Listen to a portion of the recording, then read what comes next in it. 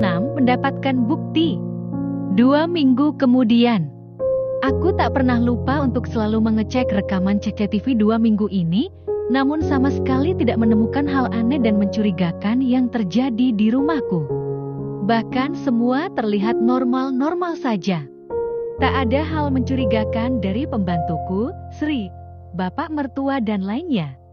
Selama 2 minggu, sejak suamiku keluar kota, aku sama sekali tak menegur Sri.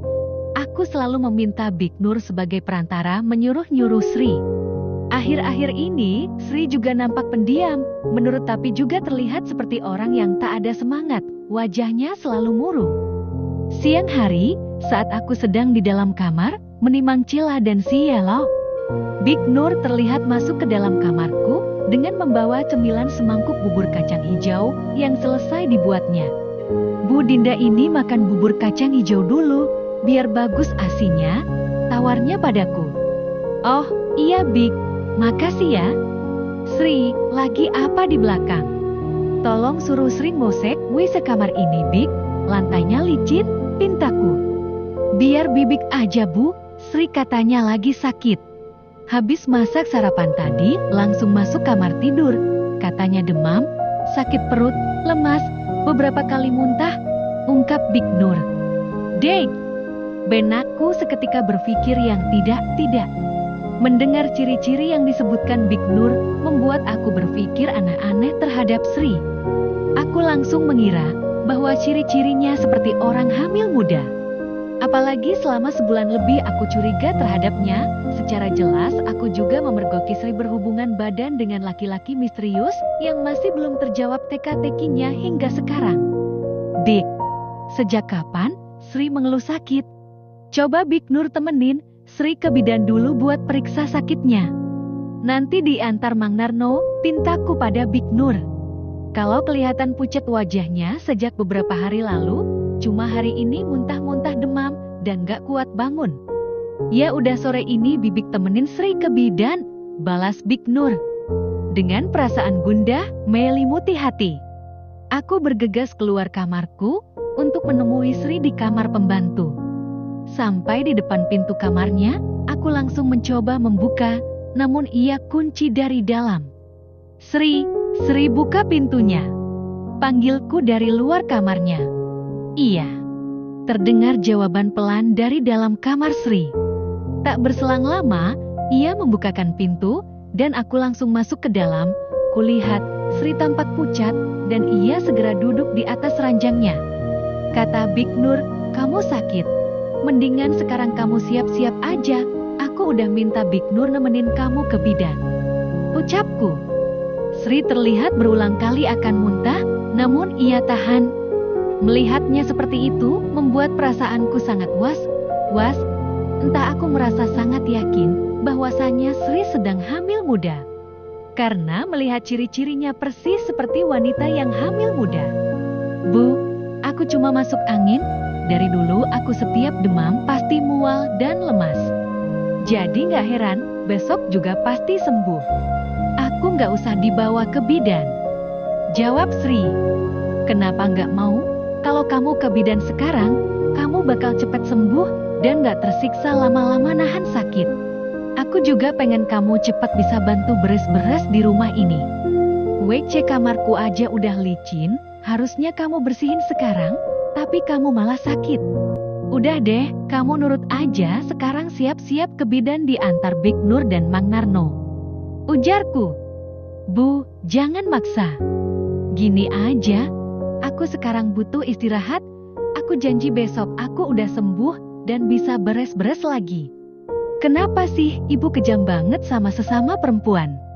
Orang sakit, biarin istirahat Bu. Ucapnya pelan. Rasanya aku ingin berkata tegas dan keras kepadanya. Karena aku begitu bencinya dengan Sri, rasanya sudah sulit dibendung lagi. Namun melihat wajahnya yang pucat dan tubuhnya yang sangat lemas, aku urungkan niatku. Oh, aku tunggu besok. Kalau kamu besok masih kayak gini, aku akan datangin bidan ke rumah ini dan langsung periksain kamu. Nggak perlu takut.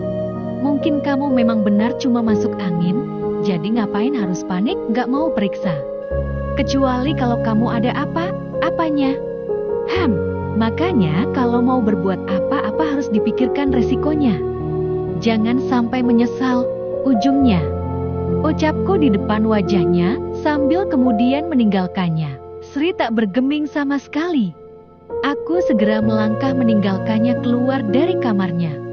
Kemudian terdengar suara pintu ditutup oleh Sri. Aku berniat kembali ke kamar, namun aku seperti mendengar ada tamu di ruang tamu. Aku coba mengintip, benar saja ada tamu 3 orang bapak-bapak seperti orang penting, mungkin rekan bisnis ayah mertuaku dulu sebelum pensiun. Aku kembali masuk ke dalam kamar. Big Nur tampak sedang menimang anakku. Namun sebentar izin ke belakang untuk minum. Beberapa menit kemudian Big Nur kembali ke kamarku. Aku langsung mengajaknya ngobrol. Big, Sri nggak mau dibawa ke bidan. Dia maunya besok, sekarang masih pengen istirahat. Aneh, sakit, kok nggak mau cepat diobatin? Ceritaku pada Big Nur. Mungkin cuma masuk angin bu, tunggu aja besok siapa tahu sembuh. Balas Big Nur. Curiga, aku Big. Aku langsung menghentikan ucapanku karena keceplosan. Ya udah besoklah kita lihat, kalau masih sakit, aku langsung telepon bidan suruh datang ke sini. Lanjutku. Tadi maksudnya apa bu? Curiga kenapa? Mungkin di pikiran kita sama bu, waktu itu Bibik pernah negur Sri. Gara-gara nggak cepat-cepat nyuci baju, malah mojok ngobrol berdua sama Narno. Sering banget berduaan sama Narno, kadang sambil nyetrika ngobrol sampai selesai nyetrika. Ujar Big Nur. Iya kah? Aku malah nggak pernah melihat mereka akrab begitu. Sejak kapan Bibik melihat mereka berdua akrab? Tanyaku heran. Ya, sejak Bibik kerja di sini. Sering melihat mereka berduaan. Ucap Big Nur. Aku terdiam sejenak mencoba berpikir lagi. Heran saja mendengar pengakuan Big Nur barusan, yang sering melihat Mang Narno berduaan dengan Sri, sedangkan aku diam-diam memasang CCTV tapi tak pernah menangkap kedekatan Mang Narno dengan Sri. Mereka sering berpapasan atau berdiri di dapur, tapi dalam waktu yang singkat. Mungkin hanya bertanya atau menyapa sewajarnya. Apa jangan Sri diam-diam berkencan dengan Mang Narno di tempat yang tidak dijangkau CCTV. Namun bisa jadi mereka diam-diam dekat, apalagi Sri sering keluar bareng diantar Mang Narno ke pasar atau berbelanja kebutuhan dapur. Tapi kalau di rumah ini, aku sama sekali tak melihat kedekatan mereka berdua. Namun melihat Big Nur yang lugu baik, tidak mungkin ia mengada-ngada. Mungkin memang benar apa yang dikatakan Big Nur barusan. Pukul 16:00 sore hari, saat si kecil sedang tidur. Aku keluar kamar dan melihat ayah mertua sedang melamun duduk di teras belakang sambil melihat ikan hias di dalam akuarium. Aku merasa ingin mendekatinya dan mengajaknya ngobrol. Aku langsung menyapanya. Ayah, lagi apa? Aku menyapa sambil duduk di kursi satunya. Lagi santai-santai aja, jawab ayah mertua. Tadi itu ada tamu ya? Itu siapa kayaknya ngobrol serius? Tanyaku. Oh, bukan apa-apa. Itu teman bisnis ayah dulu. Balasnya singkat. Seketika aku fahami, wajah mertuaku berubah seperti tidak nyaman menjawab pertanyaanku barusan. Aku tak mau memperpanjangnya, karena itu juga bukan urusanku, dan mengalihkan dengan obrolan yang lain. Ayah, aku buatin teh ya? Tawarku. Ya udah buatin aja teh. Tapi, Sri memangnya kemana kok dari tadi ayah nggak lihat? Apa pulang kampung? Tanya ayah mertua.